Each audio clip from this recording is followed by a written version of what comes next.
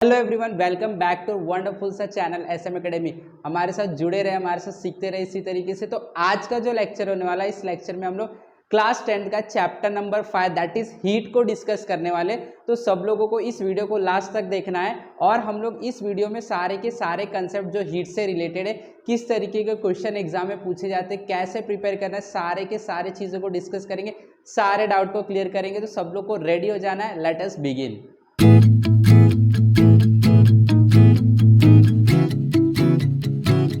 तो देखो यहाँ पे चैप्टर नंबर 5 क्लास 10 हीट। ये जो चैप्टर है बहुत इंपॉर्टेंट चैप्टर है। दिस चैप्टर बेसिकली हम बोल सकते हैं belongs to the category physics category का ये चैप्टर है, हीट चैप्टर। इस चैप्टर में हम लोगों को क्या सीखना है, देखो लास्ट ईयर में that is in class 9th we have studied something related to heat, right. Heat के बारे में हम लोग कुछ तो सीखे थे। जैसे हम लोग ने सीखा था एग्जैक्टली हीट क्या होता है, फिर हम लोग टेम्परेचर को सीखे थे, हम लोग थर्मोमीटर को सीखे थे, हम लोग ने मोड्स ऑफ हीट कैसे ट्रांसफर होता है, मोड्स ऑफ हीट ट्रांसफर को सीखे थे, राइट। तो अब आगे बढ़ाएंगे और हम लोग हीट के और भी डिटेल कंसेप्ट को सीखने की कोशिश करें।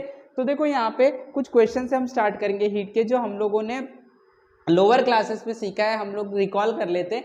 यहाँ पे मैंने क्वेश्चन दिया what are the different source of heat. तो देखो मैंने यहाँ पे कुछ पिक्चर बनाए, यहाँ से भी आप देख सकते हैं। देखो sun is the main source of heat, और लाइट भी बोल सकते हैं, लेकिन हीट का सोर्स भी होता है सन, राइट। वैसे ही कुछ मैनमेड सोर्सेज भी हैं जो किसी फॉर्म को अनदर फॉर्म में कन्वर्ट करते हैं, या तो किसी फॉर्म को हीट एनर्जी में कन्वर्ट करते हैं। जैसे आयन है, तो आपको पता है जब हम इसे इलेक्ट्रिकल एनर्जी देंगे तो ये electrical energy get converted into heat energy. Similarly आप ये देख सकते हैं टोस्टर एंड ऑल दैट, तो इसको भी आप क्या करोगे, कुछ एनर्जी दोगे इलेक्ट्रिकल, तो हीट एनर्जी में कन्वर्ट कर देता है उसको। तो ये भी हम लोग basically as a heat source use कर लेते हैं फॉर कुकिंग फूड पर्पज। तो there are lot many sources of heat, right. तो what are different sources of heat, यहाँ पे हम लोग लिख सकते हैं sun is the main source of heat. Appliances है हमारे पास, डिफरेंट अप्लायंसेस लाइक आयन हम लोग बोल सकते हैं, ठीक है, माइक्रोवेव ओवन बोल सकते हैं। All this are the different sources of heat.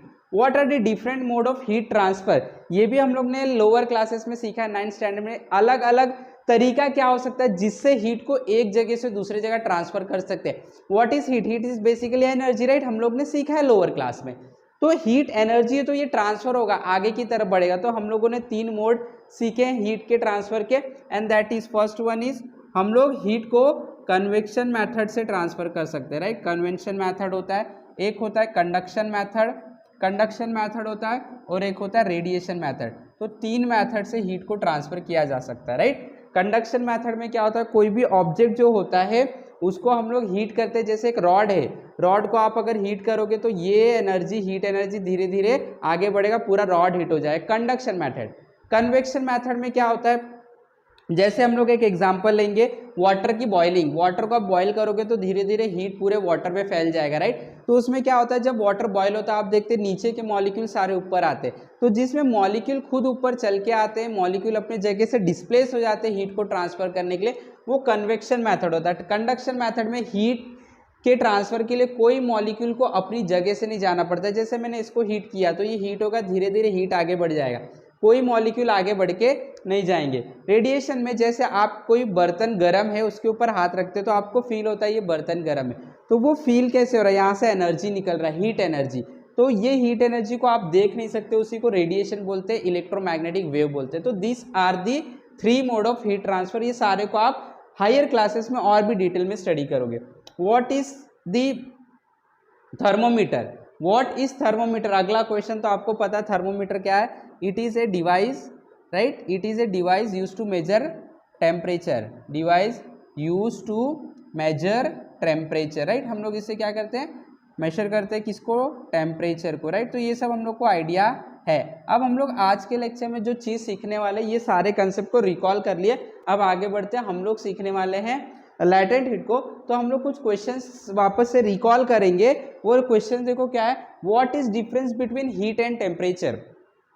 हम लोग को पूछा जा रहा है हीट और टेम्परेचर के बीच में डिफरेंस क्या है। तो देखो हीट और टेम्परेचर के बीच में जो डिफरेंस है वो डिफरेंस यही है कि heat is a form of energy.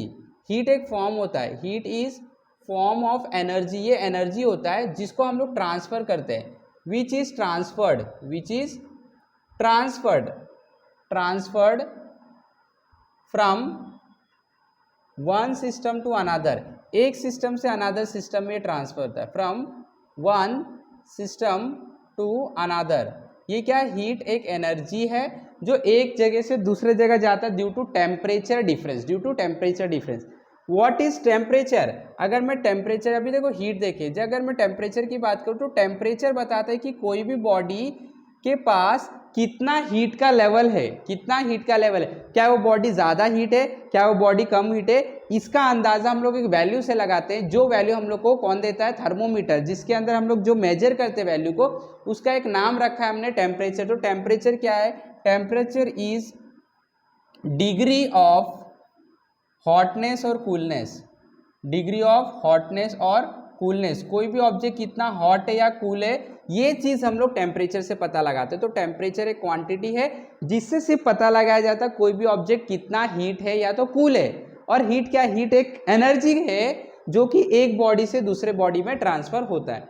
What are the different way of heat transfer, जो हम लोग ने यहाँ पे देखा था, convection, conduction and radiation, this is the same example, answer यही होगा। ठीक है, तो ये क्वेश्चन सारे 11 ये सारे क्वेश्चन 9th स्टैंडर्ड के थे जो हम लोग ने रिकॉल कर लिया। अब हम लोग लैटेंट हीट के बारे में सीखेंगे जो सबसे इंपॉर्टेंट टॉपिक है हमारे क्लास 10th का, चैप्टर नंबर 5 का।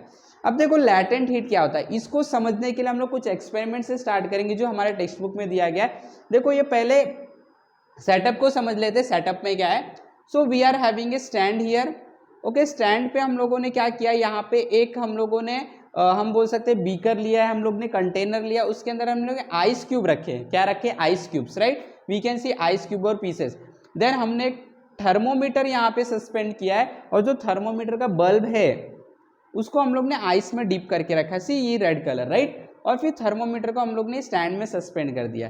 फिर हम लोग ने इसके नीचे, कंटेनर के नीचे एक बर्नर रखा है, so that we can just heat this particular container. So this burner will be use to heat this particular container, container को हीट करने के लिए हम बर्नर। तो this is our experimental setup and let us see what are the observation and conclusions. हम लोग इसके observation को अब समझने की कोशिश करते हैं। अब जरा ध्यान से देखते जाओ, यही इंपॉर्टेंट चीज है लैटेंट हीट को समझने के लिए। देखो, first of all ice, we know that the temperature of the ice is 0 degree centigrade, ठीक है, तो 0 डिग्री सेल्सियस अभी टेम्परेचर। तो when we note the temperature right now, तो हम लोग को थर्मोमीटर में टेम्परेचर कितना दिखाई देगा, 0 डिग्री सेंटीग्रेड या सेल्सियस। अब हम क्या करेंगे, with the help of burner we are going to heat this container, right. हम क्या करेंगे, ये बर्नर की मदद से कंटेनर को हीट करेंगे, right. So let us heat it. जब आप हीट करोगे तो यू नो दैट ये जो आइस है दे विल स्टार्ट मेल्टिंग, ये आइस क्या हो जाएगा, मेल्ट होने लगेगा, राइट। क्योंकि आप क्या करने वाले हो, ये कंटेनर जो है इसके अंदर आइस रखा है उसको हीट कर रहे हो, देयरफॉर ये जो कंटेनर के अंदर आइस है they will start melting, right. तो ये जब मेल्ट होना स्टार्ट होगा तो आप टेम्परेचर नोट करोगे। तो right, see here, temperature is noted at every minute। हम लोग हर एक मिनट पे टेम्परेचर नोट करेंगे और हमें क्या दिखेगा, हमें ये दिखेगा कि जब तक सारे आइस, देखो सारे आइस मेल्ट होना स्टार्ट होंगे, तो ये दिखेगा हमें कि जब तक सारे आइस मेल्ट नहीं हो जाते तब तक टेम्परेचर जो थर्मोमीटर में वो चेंज नहीं होगा, वो एग्जैक्टली 0 डिग्री सेंटीग्रेड ही रहेगा। तो यहाँ पे एक हम लोग को डाउट आता है कि हम लोग तो हीट सप्लाई करें with the help of burner, right.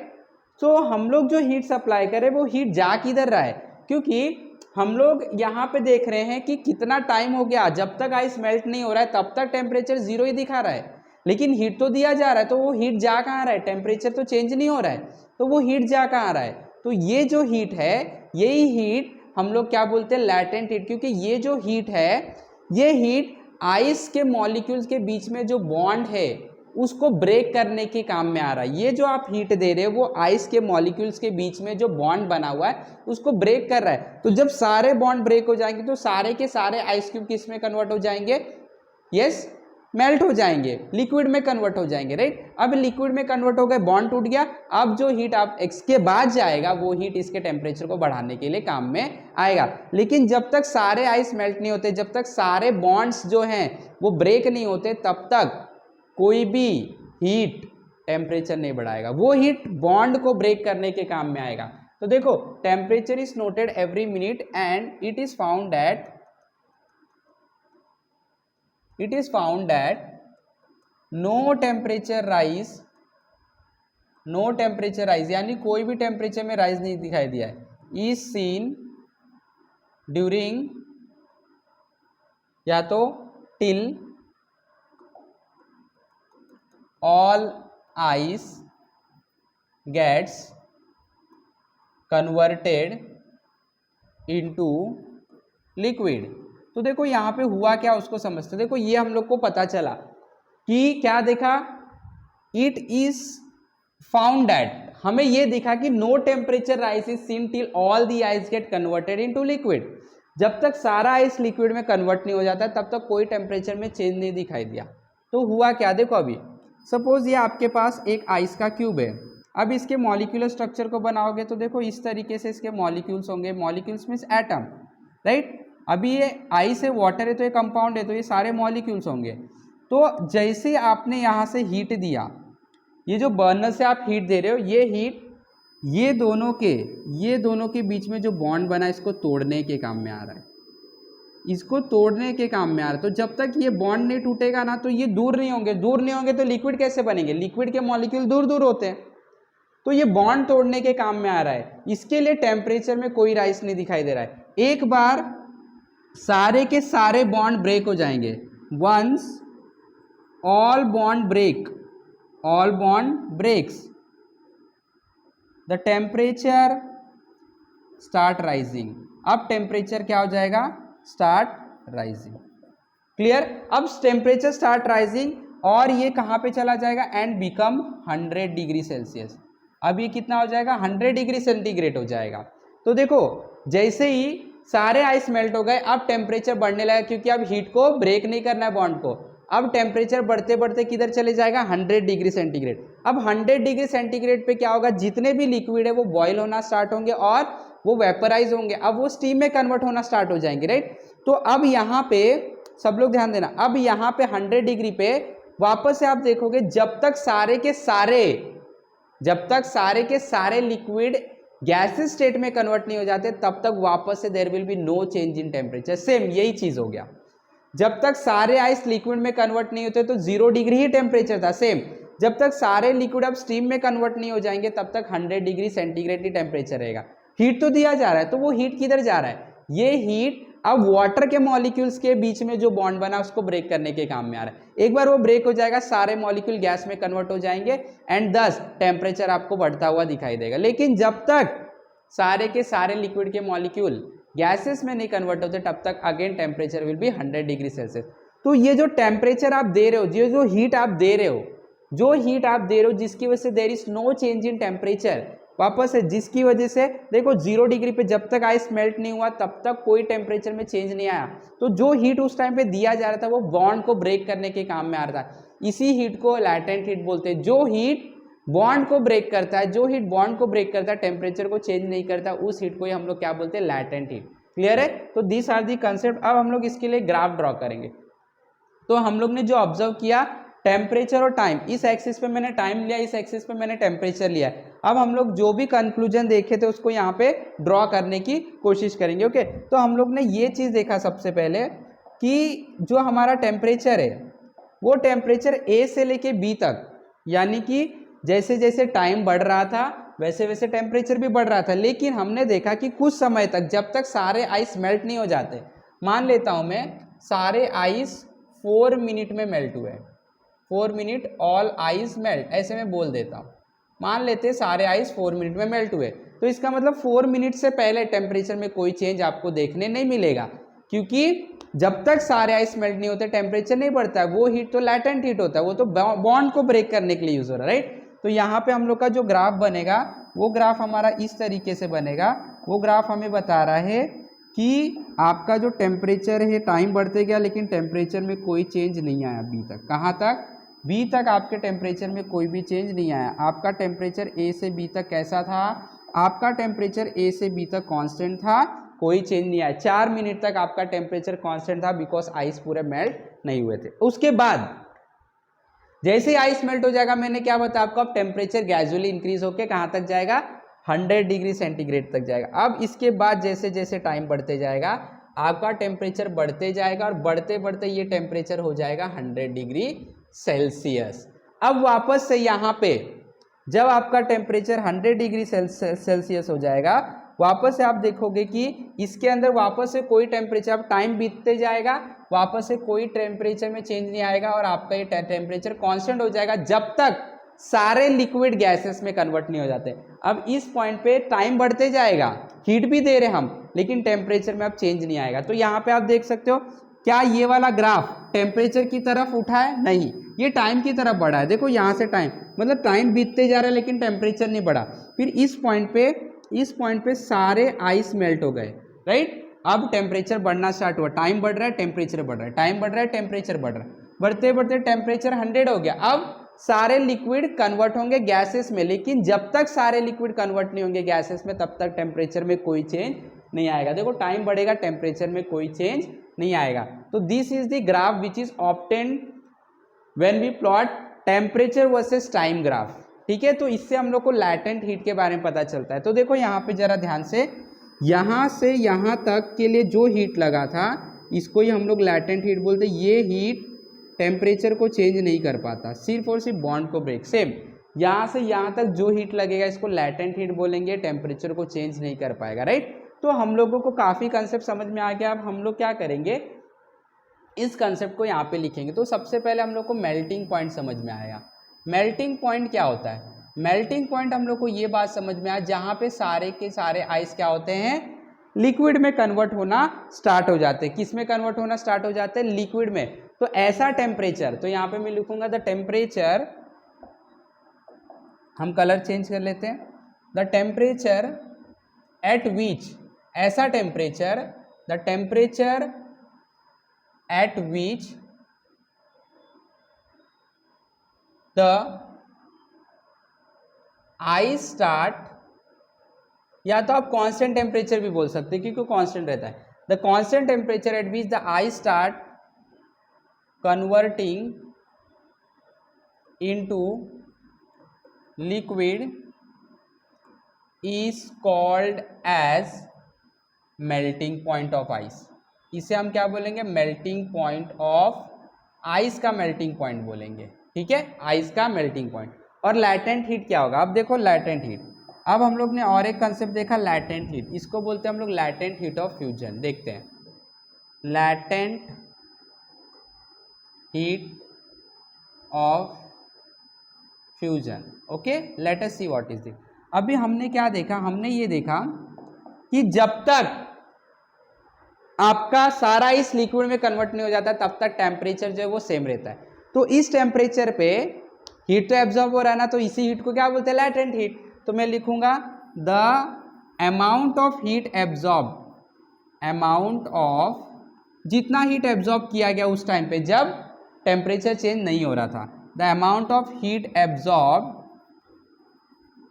Eight constant temperature, सबसे इंपॉर्टेंट है, at constant temperature by a unit mass of object, by unit mass of कोई भी मास का object, 1 mass 2 mass 3 mass of object to change its state from solid to liquid, from solid to liquid is called as specific latent heat of fusion। Clear? वापस से देखते हैं क्या है latent heat। वो वाला हीट जो कि ऑब्जेक्ट एब्जॉर्ब करेगा, सॉलिड ऑब्जेक्ट लिक्विड में कन्वर्ट होने के लिए, लेकिन कांस्टेंट टेम्परेचर पे राइज नहीं होगा। The amount of heat absorbed constant temperature by unit mass of object to change it state from solid to liquid is called a specific latent heat of fusion. इसको बोलते हैं specific latent heat of fusion. उसके बाद जो next one है उसे हम बोलते हैं बॉइलिंग पॉइंट। क्या बोलते हैं? Boiling point. इस कंसेप्ट को भी देख लेते हैं, क्या समझ में आया। बॉइलिंग पॉइंट हम लोग को समझ में आया जहाँ पे जो लिक्विड है वो किस में कन्वर्ट होने लगता है? स्टीम में कन्वर्ट होने लगता है, तो उस टेम्परेचर को बोलते हैं। तो यहाँ पे मैं लिखूंगा द टेम्परेचर एट विच, या तो कांस्टेंट टेम्परेचर भी बोल सकते हो, the temperature at which liquid starts converting into gaseous state is called as boiling point of liquid। क्या बोलोगे आप उसे? बॉइलिंग पॉइंट बोलोगे ऑफ किसका? लिक्विड का बॉइलिंग पॉइंट। किसका बॉइलिंग पॉइंट? लिक्विड का। तो ऐसा टेम्परेचर जहां पे लिक्विड अब गैस में कन्वर्ट होने लगता है उसको हम लोग क्या बोलते हैं? Boiling point. अब जो नेक्स्ट वन है that is called as latent heat of vaporization. क्या बोलते हैं उसे? Latent heat of vaporization. इसको भी समझ लेते हैं ये क्या होता है। Latent heat of vaporization. ठीक है, अब देखो हमने क्या देखा, जब आपका टेम्परेचर 100 हो गया, अब उसके बाद जब तक सारे लिक्विड गैस में नहीं कन्वर्ट हो रहे तो टेम्परेचर नहीं चेंज हो रहा है, बट हीट तो दे रहे ना। तो ये जो हीट एब्जॉर्ब किया जा रहा है इस हीट को लैटेंट हीट बोलेंगे, लेकिन कौन सा? वेपोराइजेशन का। तो ये मैं यहाँ पे मैं कंसेप्ट लिखूंगा, इसके बारे में मैं लिखूंगा the amount of heat absorb, the amount of heat absorb by eight constant temperature कर देता हूँ, absorb at constant temperature by unit mass of liquid, unit mass of object लिख देता हूँ, ऑब्जेक्ट बाय, इसको मैं थोड़ा सा चेंज करता हूँ, of object bye again the amount of heat absorbed at constant temperature by unit mass of object to change its state from liquid to gases। Liquid to, liquid से किस में convert होता है? Gases. Is called as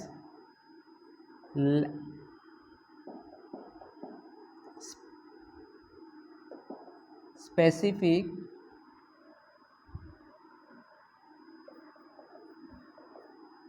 latent heat of vaporization।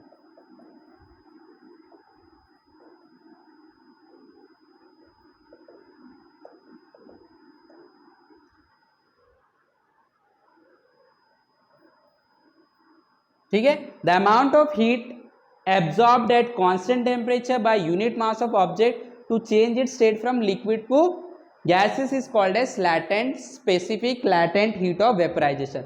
तो ये चार concept को आपको समझना था, बहुत इंपॉर्टेंट कंसेप्ट है। ठीक है, अब देखो ये जो स्पेसिफिक हीट होता है, लैटेंट स्पेसिफिक हीट होता है, हर एक मटेरियल का अलग हो सकता है। आइस के लिए अलग हो सकता है ये, अगर मैं एक वुड के लिए बोलूँ तो अलग हो सकता है, कॉपर मेटल के लिए अलग हो सकता है, एल्यूमिनियम के अलग हो सकता है। तो ये सारी चीज़ें अलग अलग हो सकते हैं डिपेंडिंग अपॉन दी बॉन्ड जो इनके बीच में बॉन्ड बना है, उनके मॉलिक्यूल के बीच में बॉन्ड बना है, इनके एटम के बीच में बॉन्ड बना वो कितना स्ट्रांग है। तो इस बात पे, इस चीज़ पे ये सारे लैटेंट हीट कितना होगा ये डिपेंड करता है। ओके, तो आई होप कि सब लोग को बहुत अच्छे समझ में आ चुका है। अब कुछ क्वेश्चन हम लोग सॉल्व कर लेते हैं इससे रिलेटेड। ओके, देखो यहाँ पे क्या दिया गया, use your brain power. Is the concept of latent heat applicable during transformation of gases phase two liquid. अब उल्टा, अब गैस से वापस से लिक्विड में आ रहे हैं, and from liquid to solid वापस से आ रहे हैं। तो क्या हमें पूछ रहा है, क्या जो लैटेंट हीट का कंसेप्ट है वो वहां पे काम करता है? बिल्कुल काम करता है। जब आप सॉलिड से, आइस से वाटर में गए थे, सॉलिड से लिक्विड में, तो हीट आपको देना पड़ा था बॉन्ड को ब्रेक करने के लिए, राइट? तो वो हीट एब्जॉर्ब किया गया, लैटेंट हीट। अब जब वापस से लिक्विड से सॉलिड में कन्वर्ट करेगा तो वो हीट को क्या कर देगा, बाहर दे देगा। तो जितना हीट बाहर देगा, जितना हीट बाहर देगा, जितना हीट बाहर देगा उसको लैटेंट हीट बोलेंगे। उस टाइम पे भी टेम्परेचर चेंज नहीं होगा। जितना हीट बाहर देगा उसको क्या बोलेंगे, लैटेंट हीट बोलेंगे। उस टाइम पे आप बॉन्ड वापस से जुड़ना स्टार्ट हो जाएगा।